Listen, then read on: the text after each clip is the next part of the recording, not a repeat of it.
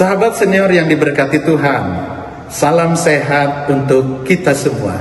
Senang rasanya saya dapat menjumpai Anda dalam acara Jendela Hati. Saya Pendeta Gordon dari GKI Kota Wisata. Judul renungan kita kali ini adalah yang tidak dianggap penting, yang dilandaskan pada 1 Samuel 16 ayat yang ke-11a demikian. Lalu Samuel berkata kepada Isai, "Inikah anakmu semuanya?" Jawabnya, "Masih ada yang bungsu, tetapi sedang menggembalakan kambing domba." Sahabat senior, sebelumnya mari kita berdoa. Bapa kami yang bertata di sorga, kami bersyukur oleh karena kasih setiamu nyata dan kami rasakan dalam hidup kami. Tolong agar kami juga selalu setia dan taat pada firman-Mu. Dan saat ini kami akan merenungkan firman-Mu itu. Biarlah Roh Kudus memampukan kami mengerti firman-Mu dan bersedia melakukannya dengan sukacita.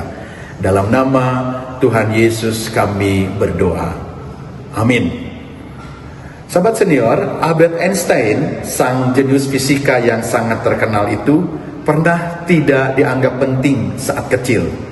Gurunya bahkan mengatakan bahwa Einstein tidak akan pernah berhasil dalam hidupnya karena lambat belajar dan sulit bersosialisasi. Namun siapa yang sangka, ia kemudian menjadi salah satu ilmuwan paling berpengaruh sepanjang sejarah. Ini merupakan contoh bahwa kadang seseorang tidak dihargai dan dianggap tidak punya kemampuan karena status dan penampilannya. Di dalam teks Alkitab yang kita baca, diceritakan tentang pemanggilan dan pengurapan Daud sebagai Raja Israel. Saat itu Daud tidak dianggap penting untuk diundang ke pertemuan dengan Nabi Samuel. Saat Samuel menanyakan kepada Isai, barulah Daud dipanggil. Daud adalah anak termuda dan tidak diperhitungkan yang bertugas menggembalakan domba. Namun justru dialah orang yang dipilih Tuhan untuk diurapi menjadi raja. Sahabat senior, di sekitar kita banyak orang yang dianggap tak berarti atau diabaikan karena status sosialnya. Mereka dianggap tak punya potensi atau kemampuan sehingga tidak dilibatkan di dalam komunitas.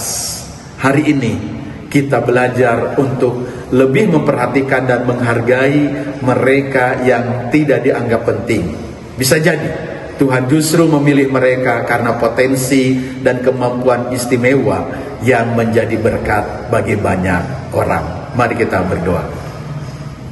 Tuhan, tolong kami untuk lebih menghargai orang lain yang tampak tak berarti dan tak dianggap. Kami percaya bahwa Tuhan memberi keistimewaan bagi setiap orang. Amin. Demikianlah renungan kita hari ini. Jangan lupa subscribe, like, dan bagikan kepada yang lain. Tuhan memberkati.